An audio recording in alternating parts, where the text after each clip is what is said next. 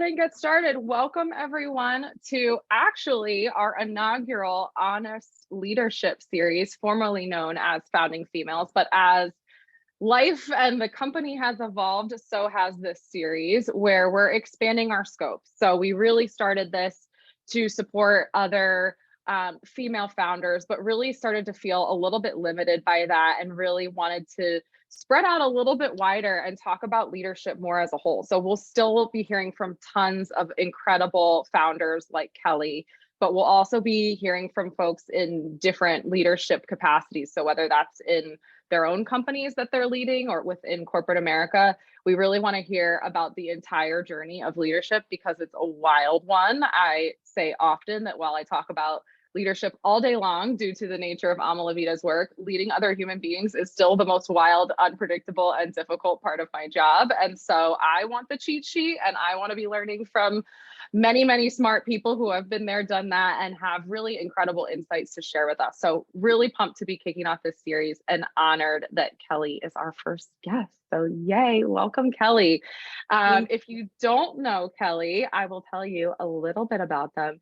Kelly Balch is a non-binary queer entrepreneur and an award-winning and internationally published wedding and editorial storyteller based in Los Angeles, California, and is represented by Getty Images Entertainment. In January 2022, Kelly started KBI, an international agency of photographers and videographers. Kelly is also an author of an adult queer fantasy fiction series, Aphrodite's Sister. Balch is a curious empath who loves to hear all truths from different walks of life and is best known for their lighthearted, empathy-forward approach when creating with their clients and couples. Isn't it the most awkward thing in the world to hear your bio read out aloud when you have to just keep a face? It's funny because a friend wrote it, so it's just like, okay, that's it. Yeah, I guess that's me. Yeah, I'm like, well done. Well, very well done and very impressive. And if you're not following Kelly on Instagram, just like do that immediately at Kelly Balch, and because I'm going to reference their Instagram a million times throughout this, because if it doesn't give you joy and wanderlust and like just self-reflection, which is like all the goodness wrapped in one account, you need to do that. So do that immediately. We'll talk about that more later. But to start, I'd love to hear how you got to entrepreneurship and what led you to being a photographer. First, yeah, what led me to be a photographer, we'll have to have context of the story of like a little bit about my childhood and upbringing, because I think that's the main focus anyways of upbringing. So when I was little, I was a very emotional child and like angry as well because I didn't know how to express my emotions. And so my mom put me into anger management therapy at a very young age. So already I've been doing therapy at a very young age. And my therapist, the very first session, she gave me a journal to write in. And she's just express all your emotions in this book and just everything. So I did. I wrote and I would write constantly. And then, which that we're gonna hold that for another time of writing, right? But then I started drawing, and so I started just expressing myself through drawing, and it still felt limited. And it wasn't until I was 13 that my dad gave me his old camera, and I started photographing just life and just things through that, especially like my friends. And the first print that I got, I was like, this is actually how I'm going to express myself. So that's initially how I got into photography, was my dad's. Yeah. I love that. What about that print resonated with you that you felt like that was your medium among all these things, these outlets that you had been testing? Great question. This print was very special. It was an old film camera. So I don't think my dad knew he already had a roll already used in it. And so when I rewound the film and started shooting, I printed it out, and it was my older sister. She's 8 years older than me. And it was an image of her at 2 years old. And on top of that, double exposure was this cherry blossom tree. And I just thought, oh my God, this is so pretty. It's so gorgeous how I was able to actually put two images over one, and something so intimate as well as my sister. So I thought that was really special, that I was just like, yes, I can create and not be so limitless with, you know, with what I want to express. Which like gave me chills. Oh my gosh, that's cool. So then how did that evolve into something that became a business? And I keep saying entrepreneur. I don't even know if that's a word. That do you consider yourself an entrepreneur? Yes. Oh yeah, definitely. Okay. So photography, well, initially, yeah, was photography just being my career that I was mainly focusing on. Um, it wasn't until like, yeah, in high school, or no, it was high school and college. I was on the soccer team and I was playing soccer. And again, I just loved capturing life and especially people. And I knew for sure I loved people because, um, again, you'll always hear me say, I love expressing emotion. And again, that is another thing of how everything I have to do with entrepreneurship ties in with emotion. Um, Mhm. and so I was photographing my friends on the soccer team, which they initially were like, oh, can we do some boudoir photos for their boyfriends or something? And I was like, yeah. And immediately I was like, I can make money from this. Like I got Mm. college to pay for. So I started charging them like $20 or, you know, whatever else. And then it grew to 50. And then I was like, this can be something that I can really make lucrative. So that's how I started my business, was in high school and then college. And then slowly after that, going right into weddings, where I graduated college and one of my friends was like, we're getting married. Do you do weddings? And my whole mindset, I think at a very young age anyways, was I want to be limitless. So I took that into my career as a photographer. It's just like, yeah, I can totally shoot Like weddings. I do Have now. I, have I ever? No. Have I ever been to a wedding? Absolutely not. So, but let's do this, because no matter what, I loved expressing the emotion from who I was shooting, no matter what was from, couples or just one person. So yeah, that's how I dove into weddings. That makes sense. It sounds like you had a real kind of knack for business even at this early age where you're like, I'm going to do this anyway because I like it, but there's a chance to actually monetize it and make a living off it. I think that's kind of a scary line to cross for some people, especially when they're going from like passion project or artistic expression into making it something that's a business, that it feels like, am I not going to love this thing anymore if I'm now caught up in the making money and business side of it all? Does that ever conflict for Oh you? yeah. I mean, oh yeah, I've heard that throughout my whole like career. And again, I've been shooting professionally with a business for now 14 years. And I'm not going to be, you know, I basically, like, when it comes down to anything that ends up turning into work, you're going to be disliking it. So it's finding the small pockets that actually still inspire you. So when it got to being like my 13th season of weddings, yeah, that was work, and there was burnout, there was everything else. And so I would do small little things on the side that helped kick and give me energy and inspire me. So that really helped Mm. maintain this whole, I think, worry that people are going to be like, no, I'm going to lose my, passion if I turn it into work. No matter what, you got to go back to the root of what you started in there. I think that was the main focus that I kept on doing. Is I love connecting with people. And that's another part, that's the streamline of everything that I do with every business that I do, is connecting with people is what charges me. It's what excites me. It's a passion. It's actually the main platform of passion that I have. So with weddings, it's like making sure that I'm connecting with very special people that I enjoy connecting with. I won't take clients that I feel like are going to be sucking energy from me.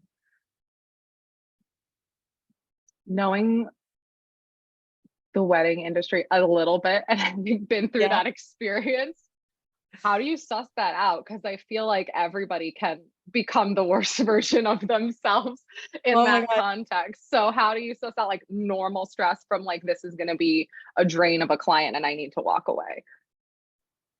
So I used to like hang out with a bunch of colleagues, and they would tell like horror stories of their clients. And I was like, how did you even put yourself in that situation in the first place?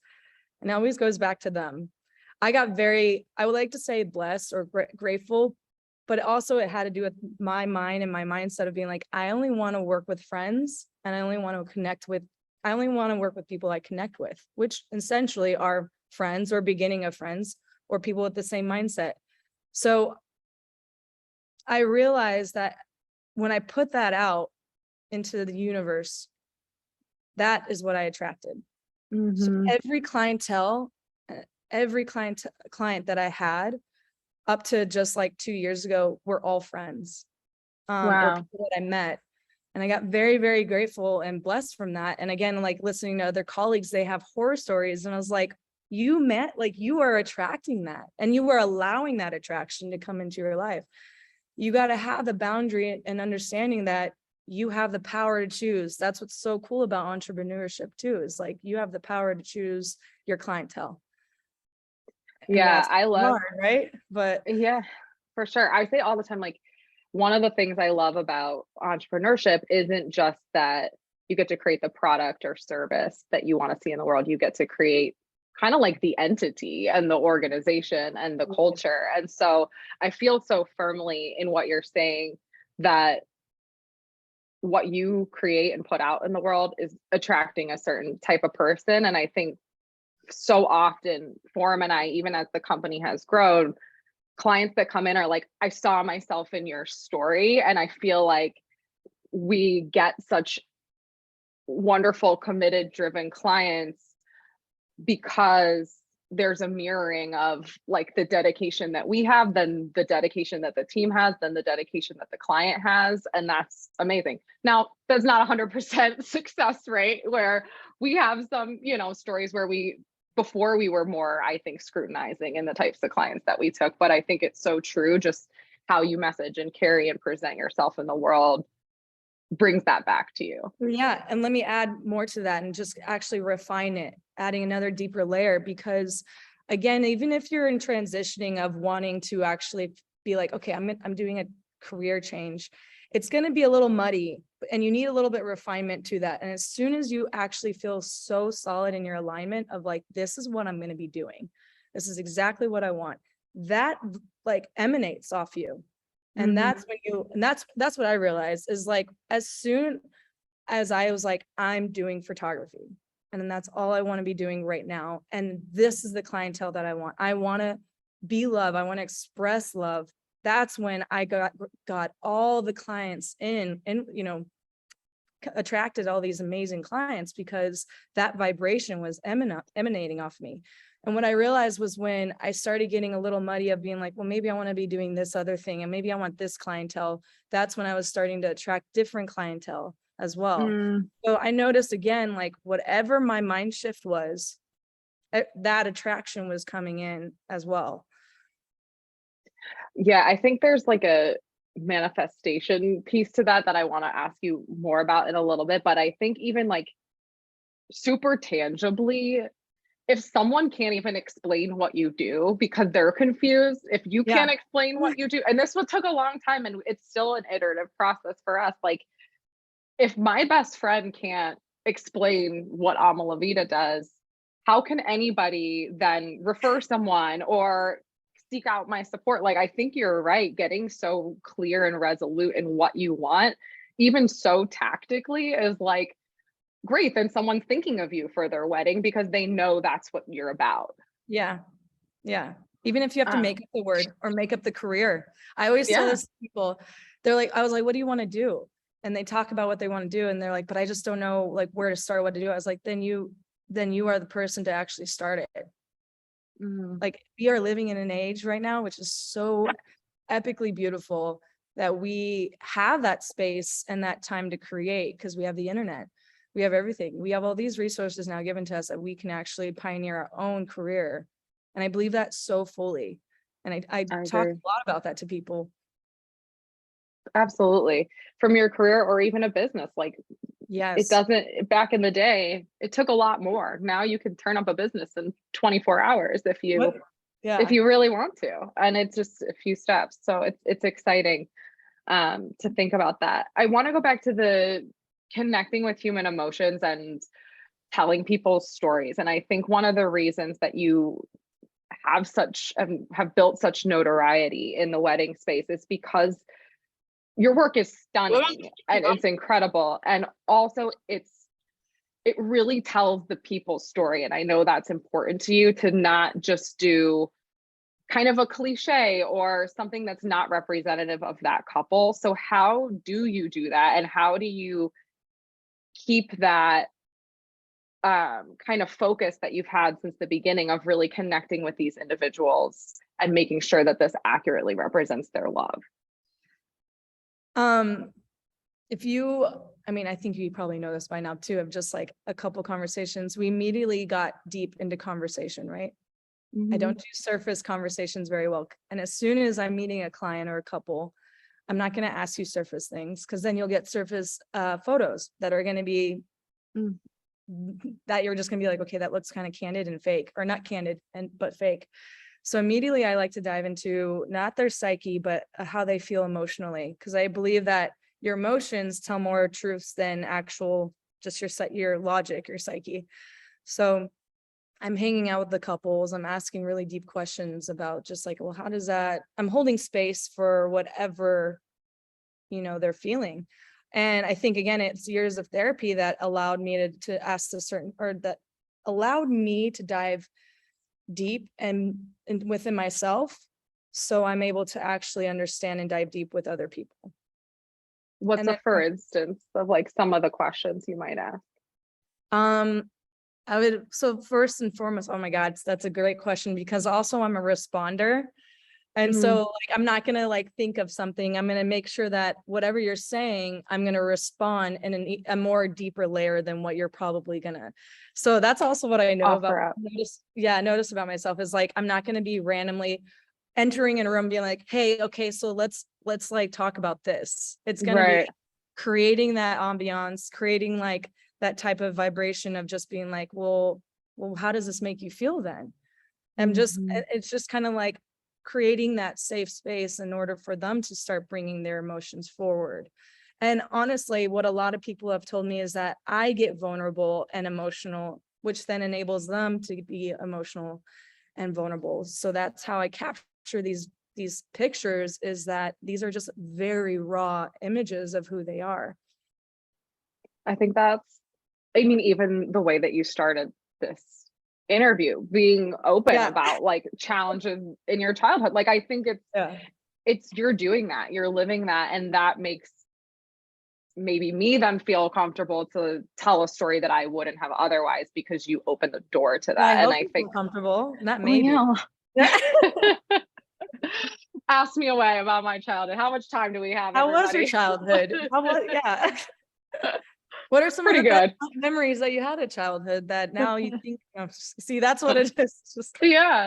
No, it's true. And I think knowing someone who's worked with you in that capacity, what I was told is like that you didn't just do that with the couple. I think that's kind of how you walk the planet, because even people in the wedding party or others were like, I found myself wanting to like tell all these things about my life. And I think that what's important, and the lesson that I took from that, particularly from an entrepreneurship angle, is I think we get to this point where, and what I love about you is I feel like you're so counter to a lot of these like entrepreneurship golden rules. And like, I feel like one of them is like, does it scale? Like, how can you do that forever? And I feel like your business has scaled so well because you've done that effectively, and because you walk into every single one of these interactions with that same intention.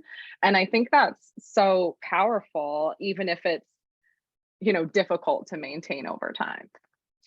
The main thing that I even speak about this as well, sustainability with your business and how to get sustainable clientele, right?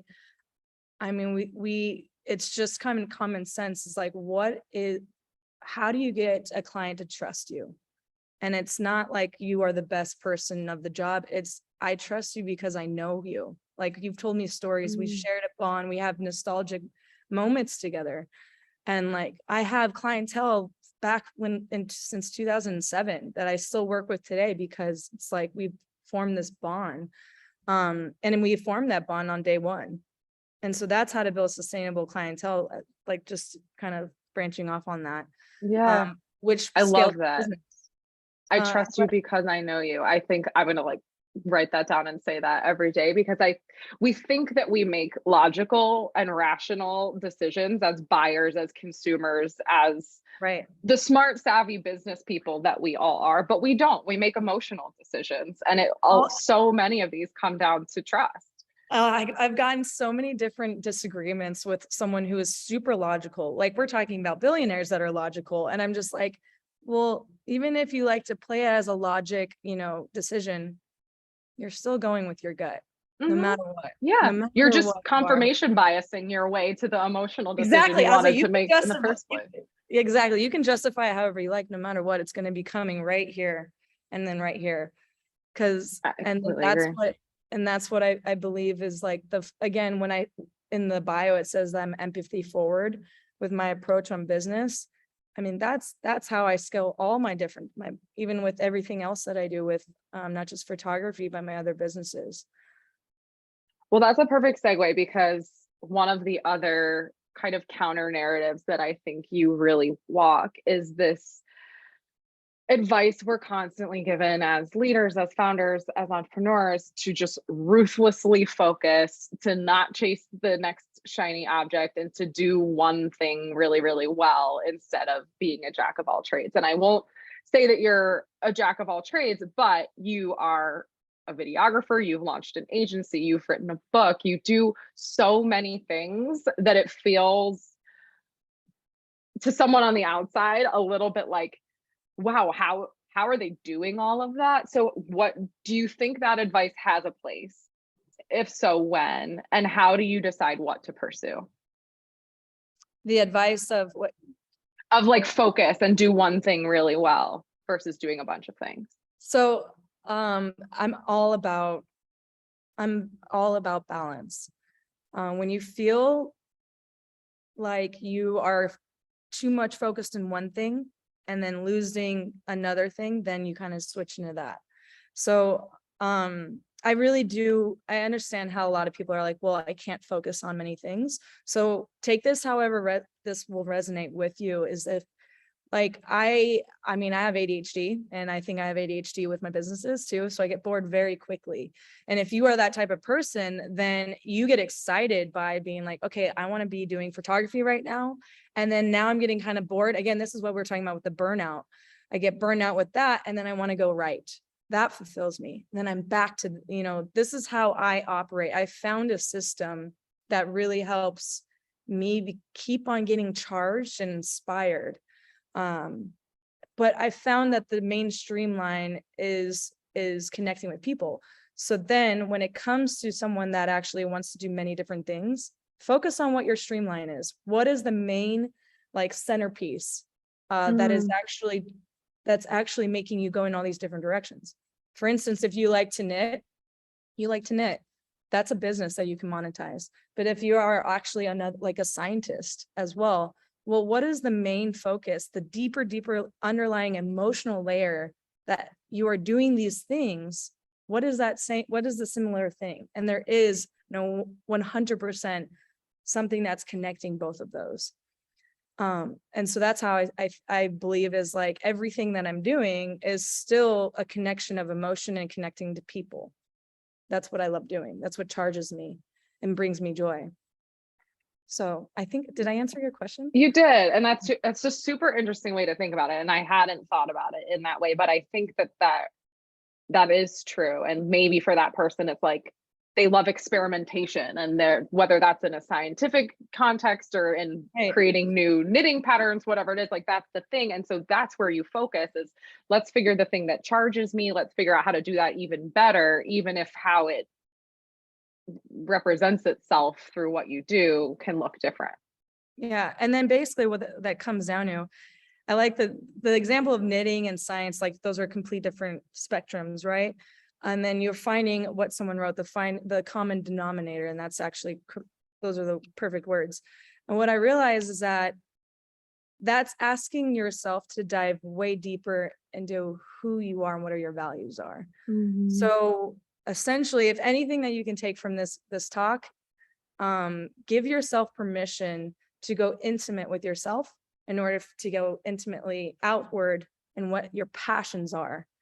Because that's what I believe in, is that your passions are actually what are going to be the most sustainable and lucrative for anything in life. Yeah. And going back to where we started this conversation, I think that's so important because the shit's hard. Like entrepreneurship's hard, leadership's hard. There will be days when the thing that you're doing, you get lost in, and you're like, I don't even know if I like this anymore. But if you have something that's anchoring you of like why you're doing it and what you believe at your core needed to exist in the world when you started doing it, like that's the engine that I think continues to power you, even when you get totally lost and you're like, I don't even know right from left right now. Yeah. Like I said in the beginning, I was drawing. Like I loved drawing, and I was like, oh, I'm going to be a painter. And then, but I really wanted to be an astronaut as well. That's another story. But with painting, I was just like, that was a small little stepping stone in order to get me to something else. So don't even like ignore the small little things that you're like, okay, well, I don't want to do that anymore. That is what did you need to learn? What was that sub kind of class that you needed to learn in order to find out a deeper layer of self of what you actually want to be doing? That's really interesting. So going back to the burnout piece, you in 2022, I think did 128 shoots and visited something like 34 countries. And that's like, wow, like so impressive and so cool and so exciting and also mind boggling, and makes me wonder how you do all of that and manage and prevent burnout, because part of it seems so exciting and you want to grow and you want to have all these fun adventures while you're doing it, and then part of me goes, oh my gosh, and I'd be stressing, like, is my house in disarray and like what do I need to do next? And so it's almost like this kind of balance of figuring out what to pursue and what keeps you sane. Yeah. I saw that question. I really loved it. And I had to critique the wording of how you were saying how I manage it, because it's not managing. I would like to say I maintain it. I maintain all the different things that I do. Manage is like, I would be lying to you if I say that I actually know how to do this like really well.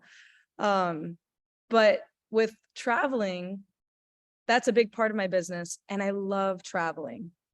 It charges me up every time I go into another part of a country or a city, seeing different cultures. Like, so no matter what I'm getting charged, it brings me joy. So everything that I do is still charging me, and that's so important. Again, like finding out what excites you, what charges you. Traveling does. Connecting with cultures, connecting with people, and then I get to actually photograph it, or I get to actually write about it, or talk to other people, hearing the different perspectives of people. So no matter what, I'm still getting charged. And how I maintain is, I like that. I like that yeah. shift in the language. I think language matters, so I appreciate that. Yeah, exactly. Thank you. Good. I'm grateful that there's a wedding season, and so yeah, and it got me a couple years had to actually like get into the flow and understanding of that timing. So with wedding season, it's, we're about to start it right now, which is March, and then it ends until, it used to end in October, but now it's December, the beginning of December. And then in the wintertime, I focus on my writing. So that's how I kind of shift gears, and I literally feel my body shifting into the different type of mental states as well. So I get into big business mode, and like you said, I started an agency. So instead of shooting and creating that way, I now manage people and I manage my team. So that was an interesting, different season of doing things. Was I was shooting as well as managing my team. And then that ended, and then I got into writing. So now I'm focused on my books right now. I'm publishing those, which one is out right now for pre-order. But so we're gonna get the link. Yes, which is just, again, it's just like everything is seasons. Life is seasons, your body's seasons. So it's like really, again, paying attention to self and your own seasons and what you can maintain.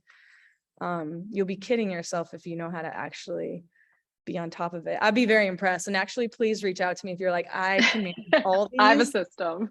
Yes, I have. And I'm like, good for you. Cause I still like, I also just, like, even with my team, God bless them.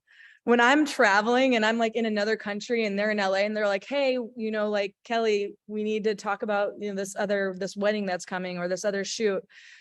Like, they have patience with me. And then I also have to not shame myself and guilt trip myself for those patients. So I do constant meditations of just like making sure no matter what, I'm okay. And I'm not going to be guilt tripping or just talking negatively about, dang, I need to be more on top of this or like everything's going to be okay. Everything's going to work itself out. And it has. Yeah. You have a 100% success rate so far and it all working out. Yeah. So although it's honest, like it sounds trite, but it's true. And it's really helpful. And it took me, I would say, years in this business to get there where I could have that kind of confidence that it will be okay. It will figure itself out. I can go eat sushi with my husband, even if something else is happening over here, and not feel bad about it because it will work itself out. And so I think those, the volatility of it, you just get a little accustomed to over time. But I completely agree with you about seasons. And I think a lot of people ask, you know, particularly women, about like work-life balance and all of these things. And my whole perspective on that is exactly what you said, which is life is full of seasons. Some are long, some are short. And the way you shift and manage those things, like it's going to skew heavier one way or another at different points. And that's okay. Allowing that to be true and be okay. I mean, mind you, I don't have kids and I don't have a partner. So that's another thing is like when you're trying to maintain a family as well, that's a whole nother level. And that's a whole nother business. So it's still actually looking at, and I hate even saying this, is like looking at as a business, but it's making sure that you are putting pockets in those schedules of everything. And so that's what I was just like, wait, I forgot what I was going to say. Anyways. No, it's true. And like, when we first started Ama La Vida, I didn't either. I had a partner, but I didn't have kids, and I had more capacity to do a lot more hours, give more of myself, and now things have shifted, and that's the season I am in my life, and that's okay too. Yeah. So one of the things that you talked about is like, okay, you've now built this agency, you have other human beings that you're responsible for managing that are helping to get your projects done. That's a learning experience. You're really transparent with your audience and your clients about some of the kind of challenges that has brought on. And given that you are a busy person and doing a lot of things, you're constantly, you know, maintaining this you know, your lifestyle, but also your pipeline of clients. And I saw at one point you even shared like publicly, like, hey, here's the queue of my clients and when they can be expecting their galleries. And I thought that was a really cool way to put out there, like, here's what's going on behind the scenes. Like, I don't want you guessing. How much do you like, was that scary for you to do, to admit some of the challenges as you've scaled your business, even to your clients? Because I think a lot of us want to act client facing like we've got it all figured out and we're buttoned up. And like, what was the response that you got? That's a very good question, because I don't know if the response would have been negative anyways. I'm the type of person that again, through therapy, realize I'm an oversharer. I overshare a lot, and I kind of buckled down a little bit, but I still I realize the pros when it comes to oversharing, how nothing gets lost. Everybody knows exactly it's their place or what's happening. And so that's what I like, no matter what, again, even looking through my Instagram, I will overshare what I'm feeling, what I'm thinking, what's going on in my life. That way people are not like assuming. We know how people psyche, they assume, and mostly they assume negatively. So I want to make sure that doesn't happen, even though that's not my place. It's my place with my clients. And it's my responsibility for that. That's what I realized. It's my responsibility for friends, family, and my clients to help them understand where I'm at right now. So with the response, my clients were just like, oh, thank you so much, kind of thing. So yeah. And that's something I'm always with my business as well, is very transparent. Again, that goes with trusting. It helps people trust me because I'm an oversharer. Yeah, I am too. Yeah. And I don't know if that works for everybody. And I really respect if people are like, well, these are my boundaries to do that, because I've been with colleagues that are like, I don't do that. Well, that's okay. You run your business differently. Yeah. But I just know how other people will react or think. They're like, oh, Kelly, they see me traveling. They're like, oh, Kelly's traveling. But I'm still texting them like, hey, I'm traveling to this, but I'm going to be editing your photos on the plane or whatever else. Just so they know where they're at. I think that's huge. And we talk about this a lot at ALV, like the research that shows that if a client has a challenge or like an issue at any point in an experience with a company, they have a stronger relationship with that company if they feel that it was transparently and thoughtfully resolved than if they have a seamless experience. So I think thinking about it that way and being a partner to them in that way is a total mindset shift, but I think can be really powerful. And again, building that trust because they know you. Yeah. I mean, it's a lot of work. If you are not used to that type of communication, it is a lot of work. But it's like, you want to do these things because you just know, at least I've known, and I bet you a lot of you guys as well have seen how so many businesses fail with miscommunication, and it's only with miscommunication. So let's try to eliminate that by over communicating. Okay, I have two more questions for you, and then I do want to open it up for the audience to ask questions. So you can start to think about what questions you want to have ask for Kelly. You can already put them in the chat if you'd like, and we'll come back to them, or you can hang tight and think about it for a minute, and we'll open it up in just a little bit. You were talking about your Instagram and how you share a ton. One of the things I love is your pipe series, where you'll share like insights, lessons learned, reflections. And without you sharing with me that, you know, you have been in therapy for much of your life, I felt like you can feel that in what you share and what you talk about, and that you have a real deep, from my perspective, kind of appreciation and understanding for human behavior. And I think, and like acceptance almost. And I wonder how that factors into your business decisions, or if it does. And I think what stood out to me is like when I take a step back to remember that like other people's reactions are more of a reflection of them than they are of me, it feels a little bit freeing to pursue the different creative projects that maybe I would have felt restricted in before.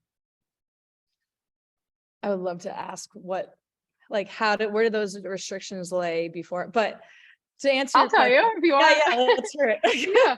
So like one of the things I do a lot for Ama La Vida is writing, and I have gotten feedback a lot of the time of like, you're going to put that out there, you're going to say that, aren't you? Like, you know, especially from like family who's like, oh my gosh, are you sure you want to share that? And I think I get really concerned about it, or having a strong perspective on something. And then when I realize like, no, that's their stuff, my only responsibility is to share what's true for me, and if that resonates, great, then I feel like better to do it. And more often than not, people are like, I'm so glad you shared that, because that you took the words out of my mouth, and that means a lot You're to me. Connecting. It resonates. Yeah, exactly. Connecting. Exactly. I like that you said it makes you feel better. No matter what, that's what I realize is like through therapy, through writing. I mean, even talking to friends and my family, when I'm talking out things like, and being very transparent, I feel so aligned and feel so much better. So that's like, no matter what, I'm like, I want to do that. I feel like I must do that. It's almost like my duty for myself to do that.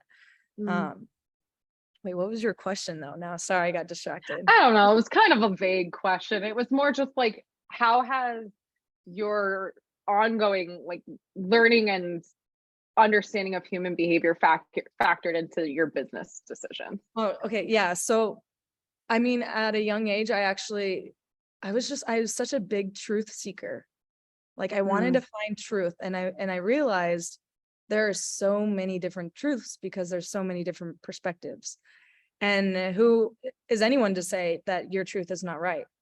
And that's what I started understanding is like, this is so cool. I want to hear your truth because it's completely different from mine. And I think a lot of, again, miscommunication, a lot of battles and wars, if we were to zoom out, is all from thinking my truth is nothing but, or is everything but yours.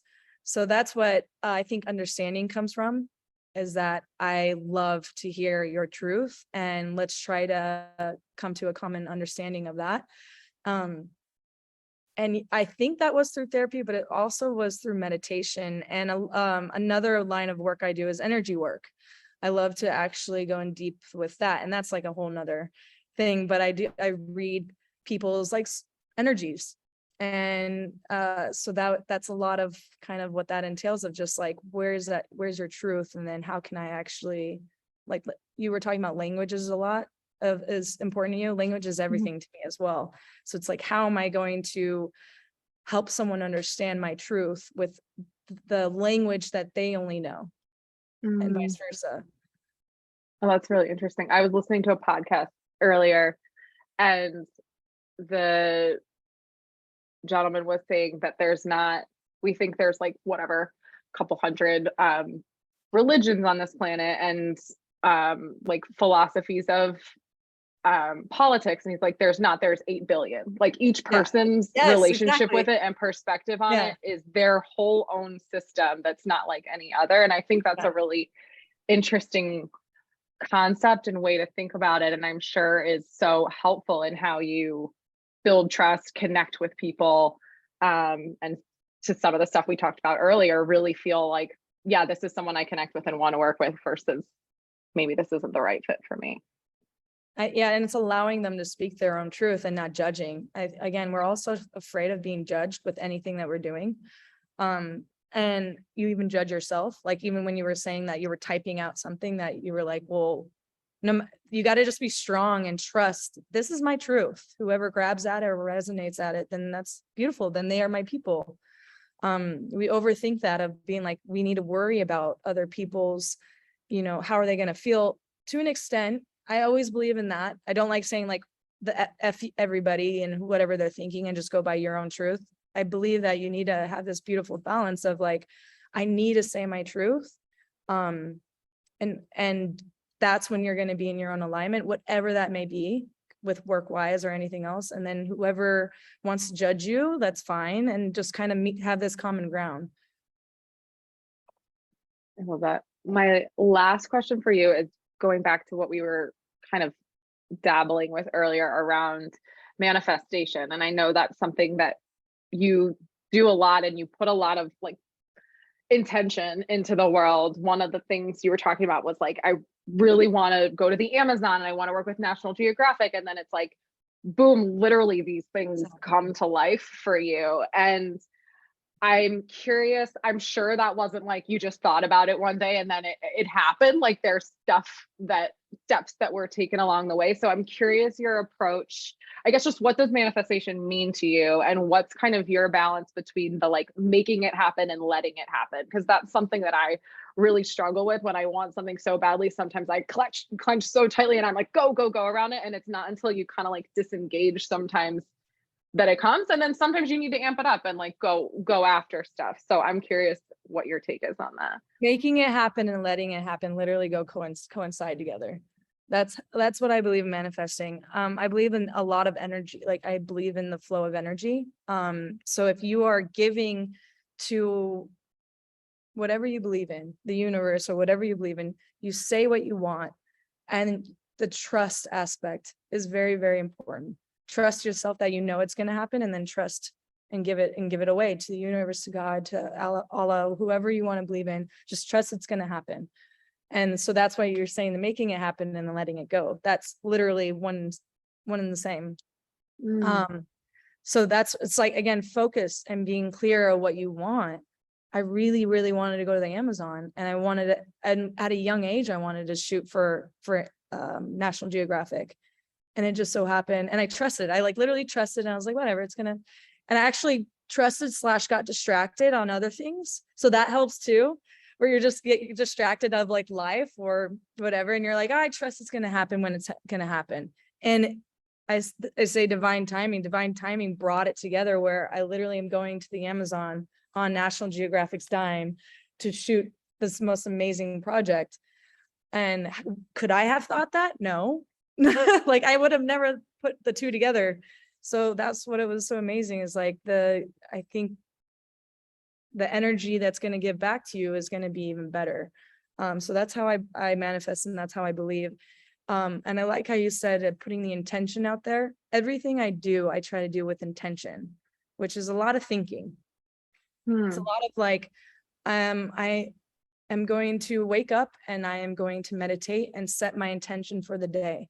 I bet you all of you guys probably heard this from other people, as well as like you almost visualize what your day is going to be like. I don't get to that extent because I like to have room for beautiful things to come in. And that's just how I like, but there are other people that will manifest or set an intention of how their day is going to look. But I do what the feeling I want from that day. And I allow anything else to come in, not even days, months, years, goals, everything. So that's how I manifest. And that's how things come into my life that I think are better than what I've ever could imagine. That's such an important distinction between, we talk to our clients about this a lot. Like, people think that they need the very clear answer to, this is the exact job description I'm going to have, and this is exactly the company that I'm going to work for, and this is exactly what my day is going to look like. And so it's almost impossible to know that so specifically, especially in a time like we're living in where things change so quickly. But you can know the feeling that you want, and you can know the environment that you want. So I love that how you're saying, like, keeping the flexibility and the freedom for life to surprise you in ways that you couldn't even ask for, but also being clear with yourself and your goal about like how you want it to feel. Yeah. Again, to close this all up or whatever, again, this is my truth. So whoever's listening, whatever, however this resonates with you, if you're like, I know exactly what I want, and when I manifest, it comes exactly how I will, then hell yeah, that's how you do it. This only works for me and how my mind works, how my heart works, everything, but I listen to it and I pay attention to it. So if anything, everybody pay attention and listen to what happens when you're setting an intention, what happens with a lot of things. Like, again, get intimate with yourself in order to understand the outer things that are happening. Yeah. Incredible. If that sounds like you need a guide for that, because I know that can feel like a lot, and holding yourself accountable to that, we have some amazing coaches. Some of them are actually on this call that can help you with that intention setting, with that process, with the, I'm sure many feelings of overwhelm that come along with this journey. And I'm seeing some of the questions, which we'll get to in just one second. But if this is something that you've been thinking about, if you're struggling with how to build your own business or how to pursue these different passions of yours and stay aligned with your truth, or even figuring out what your truth is, if that's something that you're not connected with right now. If you're not a client yet, I encourage you to book a consultation with us. It's totally free. Our team is incredible. They will listen and get to know you and recommend the right coach on our team for you to work with that matches your style and goals. And so, if you're here for a reason, because you're investing in yourself, you're putting in this time, and if you're looking for a guide and support, again, back to the beginning, this stuff is hard. You do not have to go it alone. That is what coaching is here to do, to support you. So I encourage you to book a consultation with our team. Okay, let's head over to your questions. We have one from Anne who says, I feel like I am torn between taking the leap and going all in with my creative career and having something safer to pay the mortgage while I ramp up. However, I feel like I'm wasting time and energy on the job hunt. Do you have thoughts or a perspective on going all in versus building over time? Well, my question is initially, is safer bringing you joy? No. No, no. A resounding no.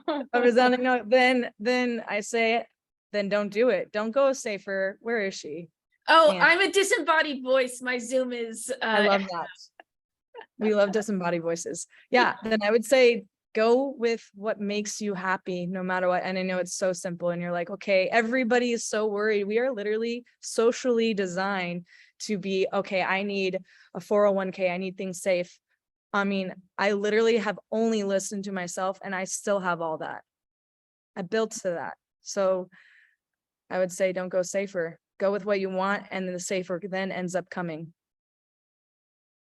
If that, hopefully that helps. Thank you. Yeah. Take that leap of faith. I'm It's gonna be I'm beautiful. cupping my hands like I'm shouting across the distance, but thank you. Take the leap of faith, because I swear to God, it's gonna be beautiful. You gotta, just like a real leap, just effing go. Just go full heartedly that you believe that you are gonna, no matter what, get it done. Love it. you again. Next question from Alyssa, correct me if I'm mispronouncing. I'm gonna go with Elisa. It's Elisa. Perfect. Thank you, Elisa. How do you go about branding yourself without looking chaotic? This holds me back a lot. For example, I'm an actress, author, spiritual guide, so I do readings and sometimes feel I have to hide certain parts of me to not confuse people. No. Kelly doesn't need to I hear don't- the rest of the question. We No, got I'm an like, answer. no, I don't care. I literally, and it's so funny because even my friends are like, Kelly, like, what are you, where are you? What are you doing? I mean, like, yeah, don't even try to keep up, because I'm still going to keep on reinventing myself. Like, this is just who I am. So don't hold back what you're holding back, a piece of you. If you want to show every part of you, show every part of you. Who cares what everybody else thinks? The real people are going to be like, that's amazing. You inspire me, because that's who I am, especially if you're living in the US. And that's what I noticed, is that the US, we realized that we were able to do a lot of things, which is amazing.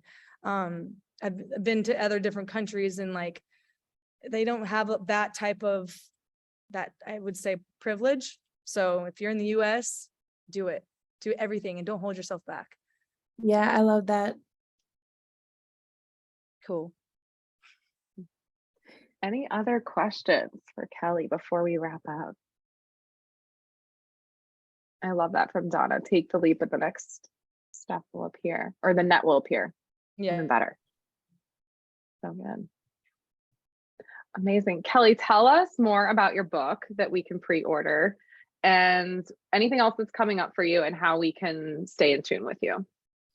So my book is definitely not a photography book, which everybody thinks it is. It's another piece of me, another chaotic version of me, is that I was a religion major in college, and I loved every different religions. I love mythology, Greek mythology specifically. So I was like, I want to write a book about Greek mythology in modern time, but let's have fun with it. Let's like make it a sexy kind of fantasy fiction book. And then I was like, I came out to my mom during this time. I like fell in love with a girl during college, and I was like, perfect, let's throw that love story in there, because that's a great story.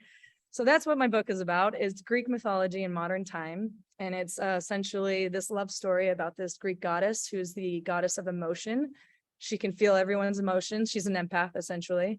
And she gets sent to Earth and falls in love with a mortal girl. And it's a whole big, beautiful 3-book series of a journey of her heart, a journey of all the different emotions that come from that, as well as she finds that when she dives deeper into her emotions, she ends up realizing she has a past life love with the same person, because love is transcendental. Oh my gosh. Yeah. I can't wait to order it. It's fun. Amazing. All right. Thank you, Jillian. You've linked to Kelly's website.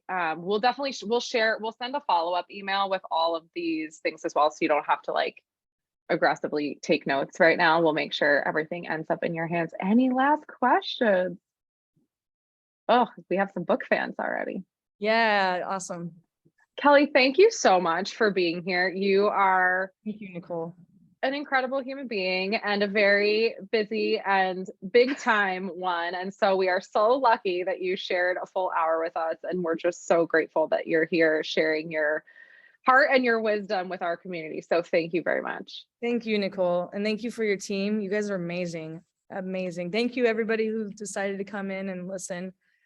I'm very grateful. That's good. Have fun, and we'll talk to you soon. Bye, everyone. Thank you. Bye.